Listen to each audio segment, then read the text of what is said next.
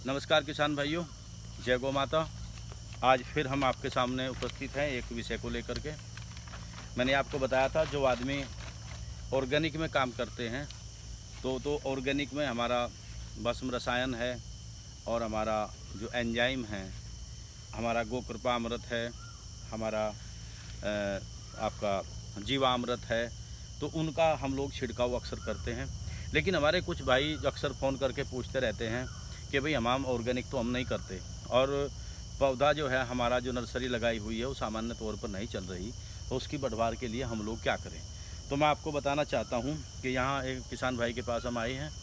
तो ये इसमें आप दिखाओ इसको, ये सामान्य रूप से नहीं चल रही, कुछ बड़ा है कुछ छोटा है। और ये छिड़काव यहाँ पर देखो आप लोग, ये छिड़काव हो रहा है यहाँ पर। ये है जिब्रेलिक एसिड और जिंक, जिब्रेलिक एसिड और जिंक। तो इसका है क्या, मैं आपको बताना चाहता हूँ। क्योंकि भोजन, ये इसका फ़ोटो आप यहाँ से ये फ़ोटो लें, ये फ़ोटो आप ले लो। ये 40% है जिब्रेलिक एसिड और ये आपका जिंक है, चिलेटेड जिंक जिसको कहते हैं, ये घुलनशील जिंक है। तो इसके बारे में मैं आपको डिटेल में बताना चाहता हूँ। क्योंकि पौधा पत्तों से भोजन बनाता है और आजकल चूँकि अब बरसात कई बार हो चुकी है, खरपतवार का अक्सर बोलबाला है, तो कई बार मेन पावर की दिक्कत होती है, निराई वाले हमें नहीं मिल पाते हैं। तो इसलिए आप पौधे की जड़ के बजाय आप पत्तों को पोषण दें। और पत्तों में पोषण ये आपका जिब्रेलिक एसिड है, ये आप पाउच देख रहे हैं, ये 40% में आता है, ये पाउडर में है और ये लिक्विड फॉर्म में भी आता है, लेकिन वो 10-12% में आता है।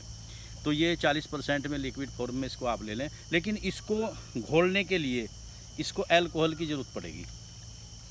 ये सीधा पानी में नहीं घुलेगा, ये इसमें अल्कोहल है, अल्कोहल की ज़रूरत पड़ेगी। तो हमने जैसे ये 4 पाउच हैं, एक पाउच से 2 टंकी बनेंगी और 1 बीघा में ये हमारी 2 टंकी लगेंगी। तो इसमें हमारे 4 पाउच हैं, तो ये 8 टंकी बनेगी, यानी ये 4 बीघे का सामान हमारे पास मौजूद है। तो हम इसमें क्या करेंगे कि इसको हमने निकाल लिया, इसमें से निकालने के बाद हम इसको अल्कोहल में पूरी तरह से घोल लेंगे। अगर हमने पहले पानी डाल दिया तो ये जिब्रेलिक एसिड इसमें नहीं घुल पाने का, एक घुलनशील अवस्था में नहीं होगा, नहीं आपके पौधों को मिल पाएगा। इसके साथ ही फिर हमने ये हमारा जिंक जो है, इसको ये 40-45 प्रति टंकी के हिसाब से ml, हमने 50 भी डाल सकते हैं, लेकिन ये 40-45 ml ही पड़ता है। इसको 1 टंकी में हमने ये डाल दिया। क्योंकि जिंक की कमी पूरी होगी, जिब्रेलिक एसिड, तो आपकी नर्सरी की ग्रोथ जो है वो ज़बरदस्त होगी। तो किसान भाइयों, अब ये शॉर्टकट है, ऑर्गेनिक आप नहीं कर सकते तो इसको अपनाइए। इसको अपना करके दूसरी बात मैं आपको बताना चाहता हूँ कि अब क्योंकि अब बरसात के पहले का वक्त है, निराई गुड़ाई आप लोग कर रहे होंगे। तो अब मैं आपको पहले बताया था कि फेरस सल्फेट और मैग्नीशियम सल्फेट का वक्त भी अब है। कई हमारे किसान भाई ऊपर DAP डाल देते हैं। तो मैं आपकी जानकारी के लिए बताता हूँ कि जो हमारे फास्फेटिक खाद हैं, इनके पास जड़ को जाना पड़ता है, तब फास्फेटिक खाद हमारे पौधे को प्राप्त होगा। और नाइट्रोजन के जो खाद हैं तो वो हमारे चल करके जड़ के पास चले जाएंगे। तो सपोज करो हमने NPK डाला या DAP डाला, तो NPK में पोटास भी है, आपका फास्फेट है और नाइट्रोजन है। तो हमारा नाइट्रोजन तो चल के चला जाएगा, लेकिन जब तक जड़ उसके पास नहीं जाएगी तो वो ऊपर पड़ा रहेगा। तो DAP ऊपर हम डालने के लिए मनाही करते हैं। एक बात और विशेष मैं आपको बताना चाहता हूँ कि हमारे कई किसान भाई ये गलती और कर देते हैं कि DAP के साथ में जिंक मिला देते हैं, जो सामान्य जिंक हमारा आता है। तो फास्फेट के साथ में अगर आपने जिंक मिला दिया, सुपर के साथ में अगर आपने जिंक मिला दिया, NPK के साथ में आपने अगर जिंक मिला दिया, तो ना तो NPK बचेगा ना आपका जिंक बचेगा।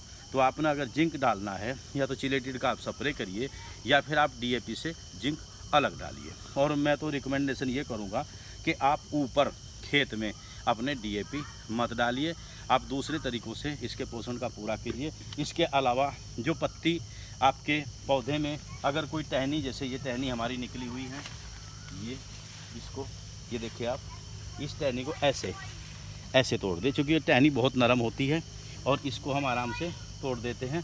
अगर हमने इस पत्ते को तोड़ दिया तो पौधा भोजन नहीं बना पाएगा और हमारे पौधे का विकास नहीं होगा। इस प्रकार अगर कहीं कोई बेल है, इस प्रकार से अगर कोई बेल है तो उसको आप जड़ से तोड़ दें। तो इस तरीके से कोई नर्सरी का पौधा बिंगा है तो उसको आप सीधा कर दें तो इस तरीके से हम अपनी नर्सरी में काम कर सकते हैं और नर्सरी की अच्छी पैदावार हम लोग ले सकते हैं। तो किसान भाइयों, ये आपका एक जानकारी आपको देनी थी हमें। तो कई लोग मुझे कहते हैं कि आप तो ऑर्गेनिक का काम करते हैं।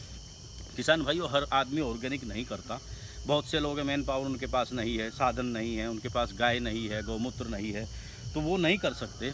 तो आप ये न के इन प्रकार, चूँकि हमने अपनी कृषि व्यवस्था को, अपने कृषि के कार्य को आगे बढ़ाना है और इसमें हमने एक बिजनेस का रूप हमने देना है, तो एक इंडस्ट्री का रूप अगर हम इसको देंगे तो इसमें आप जो भी आपने डालना है संतुलित अवस्था में डालिए और रिकमेंडेशन के आधार पर आप लोग डालिए। अगर इसमें हमने नाइट्रोजन ज़्यादा दे दिया तो पौधा जो है इधर उधर ढिलमुल हो जाएगा और नीचे गिर जाएगा। तो इसलिए ऐसी चीज़ आप मत दीजिए। जड़ों को मजबूत करने के लिए पोटास भी हम लोग दे सकते हैं। लिक्विड फॉर्म में पोटास आती है आपका, जो हमारे 18-18-18 आता है, तो उसका भी आप छिड़काव इसमें कर सकते हैं। तो इस तरीके से किसान भाइयों आप इसमें काम कर सकते हैं। अगर किसी किसान भाई का कोई सवाल हो तो आप हमें सवाल कर सकते हैं। अगर कोई कमेंट हो तो कमेंट कर सकते हैं। जितनी हमारी जानकारी हमारे पास है, जितना तजुर्बा हमारे पास है, हम आपकी पूरी मदद करेंगे, हम आपका पूरा सहयोग करेंगे। हम चाहते हैं कि किसान को अच्छा उत्पादन मिले और हमारा किसान खुशहाल हो, क्योंकि हम किसान जो है हमारा एक परिवार है। हमारी कोई जात नहीं है, हमारी कोई बिरादरी नहीं है, हमारा कोई धर्म नहीं है। हमारा एक ही धर्म है कि हम इस देश के वासी हैं और किसान सबसे बड़ा देशभक्त होता है। तो मेरे साथियों, आपको जानकारी कैसी लगी आप इसके बारे में ज़रूर बताएं।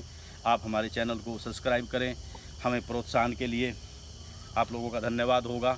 और अगर आपका कोई सवाल है तो मैं अपने किसान भाइयों के लिए, चूँकि मेरे परिवार के मेंबर हैं, तो मैं अक्सर फ़ोन भी उठाता हूँ। अगर कहीं व्यस्तता रही तो मैं दोबारा फ़ोन कर लेता हूँ। तो अगर आपका कोई सवाल हो तो आप पूछ सकते हैं। इसका आप दोबारा फिर देख लिए, ये जिब्रेलिक एसिड 40% में है ये, और आपका ये जिंक है, चिलेटेड जिंक है, घुलनशील जिंक है, ये लिक्विड फॉर्म में है, और ये आपका पाउडर फॉर्म में भी आता है चिलेटेड, उसको भी आप ले सकते हैं। इसके साथ में ये अल्कोहल ये देसी अल्कोहल है, लेकिन आप इसमें आप ठेके से लेकर भी फ्रूटी वगैरह अपने कोई दूसरी और कोई अल्कोहल रहा हो उसमें भी आप इसको घोल सकते हैं। तो किसान भाइयों, जानकारी कैसी लगी आप लोग ज़रूर बताएं, कमेंट करें। और अगर हमसे कोई सवाल हो तो आज पूछ सकते हैं। आने वाले वक्त में जब कोई ऐसा सामान होगा, जो ऐसा कोई व्यवस्था होगी, कोई ऐसा विचार होगा, कोई हम नया काम करेंगे, उसकी वीडियो आप लोगों के साथ ज़रूर शेयर करेंगे। तो आप लोगों का बहुत बहुत धन्यवाद। जय हिंद, जय किसान, वंदे गो मातरम।